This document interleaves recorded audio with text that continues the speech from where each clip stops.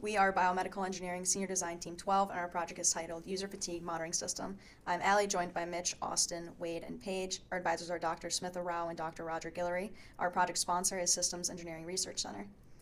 We were tasked with discovering and implementing sensors, equipment, and techniques to quantify and assess performance affecting fatigue for crew members during long operation hours within confined spaces and provide recommendations for mitigating fatigue. The figure shows an example of a dry combat submersible, which is approximately 12 meters in length and barely 2.4 meters tall. The vehicle is normally operated by 2 pilots, and missions can last from 3 to 72 hours, so the alertness of the crew is imperative. Currently, there are no fatigue monitoring systems in place. For our design approach, the user wears a smartwatch that calculates heart rate variability, or HRV, using a built-in optical sensor. We developed a program for the Garmin watch that records and saves heart rate data directly to the watch. For analysis, the data is transferred from the watch when it is docked or plugged into the Raspberry Pi, our single-board computer, or SBC. The SBC utilizes an algorithm that we created to determine time frames during which the user experienced fatigue. The SBC will then display the results on the LCD screen. Heart rate variability, or HRV, is normally calculated from an electrocardiogram or EKG signal, red signal in the figure. The HRV is represented by the R to R interval and measured in milliseconds. Smart devices like the Garmin watch use photoplethysmography, PPG, to calculate HRV. PPG works by utilizing an optical sensor that measures the reflection of light to determine volumetric changes in the blood vessels. HRV can be calculated from a PPG signal by using the pulse-to-pulse interval, PP. Through an extensive literature review, we have concluded that an HRV can indicate current or future general health state. HRV analysis has shown to be a reliable and valid measure of the function of the autonomic nervous system, ANS. From the analysis, one can determine whether the sympathetic nervous system, SNS, or the parasympathetic nervous system, PNS, is activated.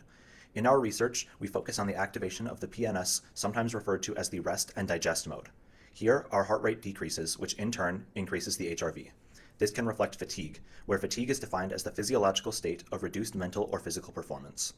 In order to experimentally assess the relationship between HRV and fatigue, we conducted our own human trials after obtaining permission from the Institutional Review Board. The purpose of this study was to indicate fatigue based on HRV analysis while operating a simulated vehicle. Participants wore 2 types of heart rate sensors, the smartwatch and chest strap, along with an EEG sensing headband. The testing conditions were designed to emulate the submersible environment. Participants operated Microsoft Flight Simulator in a dark room with white noise for up to 2 consecutive hours. 14 participants completed testing, and several were observed to fall asleep or display fatigue. Shown here is an example of our HRV analysis from a single participant. As a reminder, fatigue is classified as peaks in the yellow, high-frequency domain.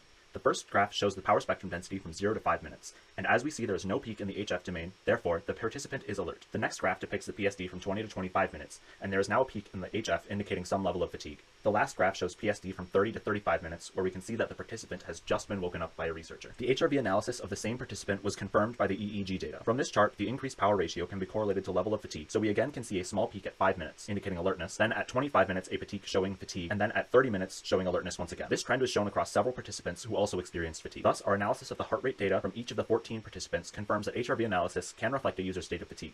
Further testing with a larger cohort and longer time durations can provide additional data and strengthen the algorithm. In our accomplishments, we conducted a extensive literature review. We designed and coded a Garmin application to calculate the recorded heart rate variability.